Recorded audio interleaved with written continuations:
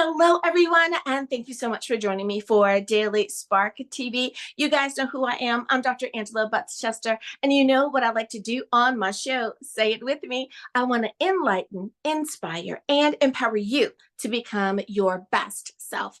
Now, scripture reminds us that the tongue is a small thing that makes grand speeches, but a tiny spark can set a great forest on a fire. And that's what we want to do today. We want to get you fired up about my guest. I'll be spending time today with Robert McGuiness, and we'll be talking about his book, Dropped Calls. So go ahead, get comfy, get cozy, get your coffee or get your tea, because we are about to get started. Hello, Robert. Thank you so much for joining me here on Daily Spark TV. It's wonderful to be here. How are you today? I am well. Thank you for asking. Now, we do have a bit of a tradition around here before we start talking about your book. And that is, we realize that some people may not be familiar with you and this particular work. So, can you tell us a little bit about yourself? What makes you you? Well, I was born in New York and I moved to California many years ago. I lived off the grid. There was an accident in my family that left my son severely injured and my wife was killed. I've been a caretaker for the time since then. And writing became a way for me to have a small slice of a life of my own outside of being a caregiver. Um, so Yes. And um, that is so important. There are so many caregivers now that are just working to the point of exhaustion, and you do have to take some time for yourself. That was very smart on your move. well, thank you. Well, Mhm, thank you. mhm. I get to work at home too, which is, the beautiful part of it. Oh, I love that. So sorry to hear about your wife, of course, but I'm so glad that you were able to make the needed adjustments and be able to still be that caretaker, have that caretaker role. That is so important. So many people are not afforded that opportunity. So though it may be a bad situation, there is a blessing within that at the same time. So thank you for sharing that. Now, with being an author, is that something that you've always wanted to do, or was it a way for you to share your message with even more people? What's the goal there with being an author? Excuse me. Well, I like to write, and I used to like to write, but I had this theory that I lived by for many years is that, and I called it spiritual turbidity, and I felt it was very Zen-like, and I felt like you're trying to change things if you share messages or you take messages in that change your perspective. So I lived most of my life trying to not make changes and try to accept everything exactly the way it was dished out. When I got older and realized that in Ireland, for instance, you'd have to be a whole lifetime and some before you could be a writer. And then as I got older, I realized that the reason that they write so late in life is because now they have the wisdom and now they have something to share. And then I felt it really important at my observations of society these days is I felt like maybe it's time for some of the elder folks to speak and to teach. And then I felt more of an urgency. It also has to do with leaving a legacy and leaving something behind, as well as teaching the next generation. So those are the kind of things that directed me into urgently getting a message down. Mhm. And I cannot agree with you more. I speak a lot about what is the legacy that you will leave. Our time here on earth is very short, even though we may be graced with 100 years of life. It is still short in comparison to the all that is going on this beautiful earth of ours. So make sure that your days are counting towards something. You are so right there. Share your knowledge. I love that. I love it. Now, when it comes to the title of your book, Dropped Calls. Now, I know when we say that, so many people have a certain idea that goes through their mind, especially when they're traveling through the mountains, too close to the beach, going on the airplane, you have a call dropped, but it could also mean so much more. How did you come about that title? And how did you determine that that was the title? Did it come to you as an aha moment? Did it develop out of the writings? What's the story there? Well, it's very interesting because my meaning is a little bit different than the ones that you were thinking of. I had written three short stories, and the publisher agreed to publish them. And I was put on the spot. They said, "Well, what's the collection of the stories called?" And it was a very on the spot moment. And I thought that each story, God had spoken to us and gave us a message. And those were the calls that we dropped, was not listening as we should. So it came spur of the moment, in a moment. And after I said it, I was like, is that a good title? And then it grew on me, and more I was thinking, that's exactly what I wanted to say. Oh, I love that. And I love that it has just a little bit of a twist, if you will, because people make the presumption. Like I said, people hear the words dropped calls, and those are the first ideas that come to mind. Oh, I'm traveling and my call, I don't have that connectivity. But sometimes we also have that lack of connectivity when God is trying to give us a download too, when we're supposed to be doing a certain thing and we kind of get in our own way. So I love the little plot twist, if you will, that you've placed there. I love it. Uh, Now, when it comes to the reader of this book, and I try to ask this question of everyone, would you say that your book is appropriate for someone as young as high school, like that 16, 17-year old? Or do you think college age and older, do they need more life experience to be able to follow along? well, I think a high school person could read it. I don't think there's anything out of color or off, you know. And I think it's important that the youth is directed in the right way. They might not understand everything. In fact, the second story in there is, I realize is that even a lot of adults don't know where I'm coming from, So I'm not sure that everyone's going to be right on schedule with that. But it's still the direction that we want to move in. Mhm, mhm. I find that many times, just because we don't understand a book, a story, a chapter, when we read it in our time of now, is perhaps that chapter, that section was meant for us at a later time. So when we wrap back around to that book in a few years, when we have a little bit more life experience, under our belt, we have that aha moment and go, that's what that meant. And you totally and completely understand and are able to move forward. Yeah, I felt like the Siddhartha is that you can read it once and you might have an experience and a little bit of knowledge, but the more you read it, the deeper your understanding is, and it should be read over and over again until you get it. Until Absolutely. Mhm, yeah. mhm.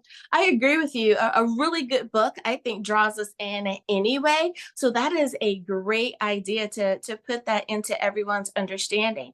Now, along that same vein of how to read the book, when it comes to the best way to consume the information, many times authors will place chapter one before chapter two or section one before section two on purpose, meaning read this before you read that. But we understand that sometimes people like to pick up the book and start anywhere. Does it matter how we read the book? Should we start with page one through last, or is it more so reader's choice? Well, there's three short stories in there, and they could be read in any order. That's not important, but I think when you start one of the stories, you should start in the beginning of that story and read it through. So, uh, and I never tried to read it any different way, so I don't know what that would be like, So, anyway, there's some connectivity from the beginning to the end, so I think that they need to be read that way. Hmm, And I like that. there's a lot of information in there, so they're really the kind of books where you could read a little bit and then take some time and process it. and make sure that you understand what you read before you just skim through it. If you read it too fast, you're going to miss a lot of minutia that is important to the whole story. So I think it needs that gel time. Mhm, mhm. And I remember when I was a child that books used to be written a little bit more in that fashion where you would see a book and it could be 300 pages long, let's say, and you would think, oh my goodness, that's a really long book. But then when you really open the book, you find out that there are 15, 20 stories within this book, and it was meant for you to consume it in those bite-sized pieces. One book, but many bite-sized pieces. So I like that. Now, when it comes to the stories themselves, many times an author may have a particular nudge to write a particular story or go in a particular direction. Tell us about how your stories, how you fashioned the stories. Was there any type of nudge or prompting to write those particular ones? Absolutely. Is The first story is 5 Gs over Walden Pond. And I have friends that are literally lost in their cell phones, and to where they're maybe not being good parents, and maybe they're not getting their work done, and on and on and on. And there were so many things that and I don't want to just say that I'm a Luddite or something like that, but there's so many things with the cell phones that I find are almost criminal, and they're crimes against humanity. And I try to express that by thinking of Henry David Thoreau and being on Walden Pond. And in its modern age, you can't really do what he did. So I had a character went there in search of living a life more simply. And he left the city and he left his family, and he made a homeless camp. And he wasn't supposed to be there, but he was camping out anyway. And um, the ability to get away from the noise is non-existent anymore. And when he laid down at night, satellites would go by and he'd curse himself to sleep, just thinking that there's absolutely no place to go. When they did studies on cell phones, they found that even when the cell phone is turned off and put away, that it still creates flight, and the person that owns the phone is wondering if they were reached out to, and we found that in the 4 F's of psychology is that macromolecules come to us in the form of our nutrition, and then we catabolize them and then anabolize the molecules that we need. They photographed long-term memory being made where proteins laid out on the axonal ends and layered. And they've identified more than 400 proteins. About 80 of them were associated with diseased states, and 16 of those in particular were assigned to depression. When the macromolecules had come in with the feed, flight, um, that nutrition doesn't become long-term memory, and it doesn't become knowledge. So like if you're watching TV and there's a sex scene and then a burger commercial and then a chase scene or something like that, you're not really in a physiological position to gain any new knowledge. You're making molecules, you're anabolizing all these things up, and then they have no place to go, and then they have to be catabolized and gotten rid of. And it's a repeat process, but it has nothing to do with any proteins enabling your long-term memory out on your axonal ends, which we've already photographed. So we have this whole process of getting nowhere. So the one thing that I found with trying to be Thoreau again is that there's no going back. We're never going to get back to a quiet place. It's non-existent. We made it extinct. And it led me to the thought that when the pilgrims came in search of religious freedom, and we look at all the things they conquered in the great wilderness, the number one thing that was conquered was spirituality.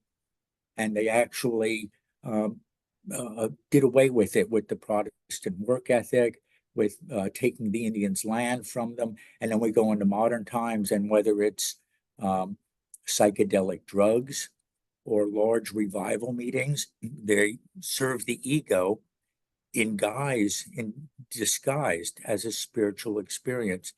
But with the pineal gland calcified with fluoride, there's no such thing as spirituality. And I really thought that was the greatest thing that had been conquered in the New World.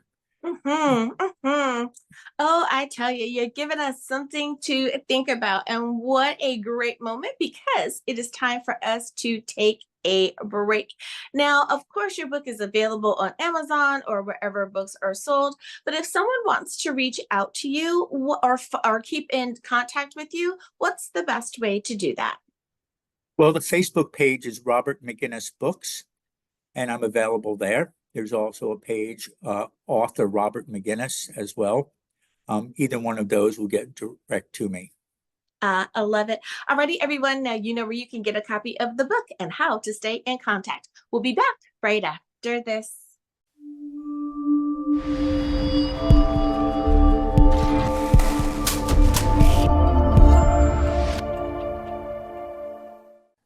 Welcome to Daily Spark TV.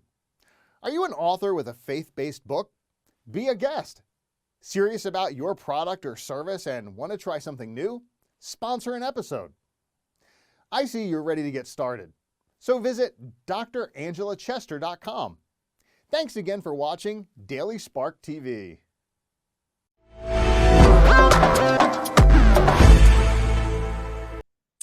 And we are back. Thank you so much for joining me for our Daily Spark TV. Now, I want to kind of wrap back around to a response that you had, an answer that you had. And that is that you said that even though there are three distinct stories, there is a common thread through them all. Here is where I'm going to say my lovely disclaimer here. My viewers know what I'm going to say. If you want to know how the story ends, you gotta buy the book. Now, with that being said, what is a common thread, or what is one of the ways that even though they're independent stories, you gave them that common denominator? Well, like we said with the cell phones, is that it's one choice that we were given. And I don't know if it's individual people or if it's that's the corporate push or that money dominates everything. But we've allowed the cell phones, even when they're turned off, to take over our lives. And, it becomes a sort of conspiracy book, whereas things are happening in the lakes and to the living plants and stuff. And they find out that the cell phones and the radiation and the signals change the water molecules so they have no biologic purpose. So he, even though he's trying to live remotely and quietly, keeps running back to the lab with water samples, and they can't find anything wrong with it other than it doesn't have the properties of water. Finally, the lab suggests he goes to the university and looks under an electron microscope. And then they find that the hydrogens are connected at strange angles, and the hydrogens are further from the oxygen, and there's no homogeneous samples of water, and it has no biologic purpose anymore, which is leading to mass dehydrations. And but as they're figuring that out, I say at the end of the story is that meteorites come and strike the Earth. So while we're all hunched over looking in the microscopes, is that the meteorites strike the Earth. And they say in 1,000 years, they realized with 400,000 cell towers and billions of subscribers, we created such a static ball that it attracted the meteorites to the Earth, and I want to say is that aside from a story about the conspiracies, it has nothing to do with the purpose that I wrote the book. And the main point of it is that we destroyed our ability to have quiet. And we've eliminated quiet from our lives. And there's really no way to go back that unless we have that conversation up on the mountain with God individually and make that choice and find ways to block that noise out and try to resist the economic push that has everyone scrambling for their phone. So, and I don't expect to change the world, but I hope people occasionally would look for quiet. And I was really impressed that I read about some Luddites in a high school in New York that put their cell phones down and they go to the park and they read. And I was like, that is absolutely amazing. And I'm glad those people exist. And I hope we find more of them. And it's tough enough to think as it is. And if people don't nurture that, it's going to get harder and harder, so. Absolutely. We're finding that and even though we're talking about getting away from our phones, we're finding that on social media. More and more people are talking about the science of frequency and how important it is for us to take the time to detox from our technology, which would include our phones, our laptops, and all of that. But at the same time, if we utilize that technology in a positive way, we're able to learn so much more. And I think people are trying to find that balance. Like your stories are trying to encourage that balance of use it, but let's not lose who we are as human beings. And That's having that quiet time, like you said, is so important. The frequency of the quiet is just as important as all the other things that we have to do in our lives. I love that. So, when you were in the process of writing, I know that many authors have their own aha moments, have their own epiphanies as they were writing, and you're writing about such an important topic. Were there any moments where God gave you a download, if you will, and you said, "Oh my goodness, this is good stuff. This definitely has to go in the book." uh, to tell you the truth is there were parts of the second story that were exactly like that. And the second story might be conspiracy to begin with, but remember, it's fiction, and it's labeled fiction, but I had read a book called The Frontiersman of New York, and it came out in the 1880s. And then I read one about Brant, which was written in 1838. And it was very interesting to me because that these people directly talked to people that were in the Revolutionary War. They had firsthand knowledge of that. And I found that King George was monetizing and incentivizing the taking of scalps.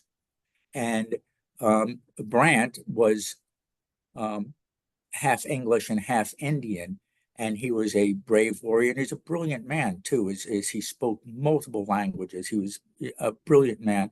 And when confronted, he said, "We don't scalp women and children." And in one of the parcels that they intercepted, that the American revolutionaries intercepted, there was 1,600 scalps, and 29 of them were infants.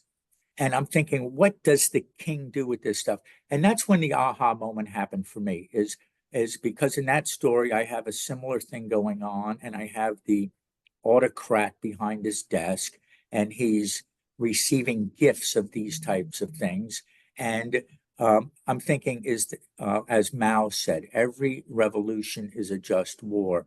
Every counter revolution is an unjust war. And I thought about King George incentivizing the scalps. And I thought the autocrat, the king, he's egotistical. He's afferent. All the universal signals go to him. He's terrestrial. He's of stuff and of the earth. And he's transitory because the universe doesn't last like that. And when the aha moment happened in my story, the egotist became an altruist. His signals were efferent, and he gave, and he was celestial, and he was eternal. And that was the gift I was given. Oh, I love it. I love it. Just having that transition and seeing going from one to the other. And isn't that what we encourage people to do all the time? That we may have a different platform, we may use different words, but isn't that what we're trying to do? Which is why I say enlighten, inspire, and empower to allow people to have that growth in their own personal lives. Love that you have written this book and what you are doing to really help open the eyes of the reader, but also to give them the permission to use their own imagination to follow where you're going until they're able to walk the path themselves. So many times people don't give themselves permission to be something other than what they've been taught to be. And so much Exactly. of that is outdated. So much of that is no longer servicing us. And we have got to learn to get on this path and figure out how can we individually be better so that the collective can be better. I love that you are doing that. Now see, I could talk for forever, and I'm trying. There are like 1,000 questions popping in my mind, and I don't want to go too far off track. So let me ask this one last question of you. If there is one thing that you want to make sure the reader of this book understands, that nugget of wisdom that you have placed, and you've placed several, but is there a particular nugget of wisdom that you want to make sure that they pick up after having read this book? Um, every call is important. Don't drop the call. If your heart's talking to you, if your soul's talking to you, pick it up. Ooh, that's good. Now, we know, of course, this book is available on Amazon and wherever books are sold. But if someone wants to reach out to you, Robert, what is the best way to do that? How can they follow you? Robert McGuiness Books and author Robert McGuiness, both on Facebook pages, and I'll be there. Thank you so much for spending some time with me here today on Daily Spark TV.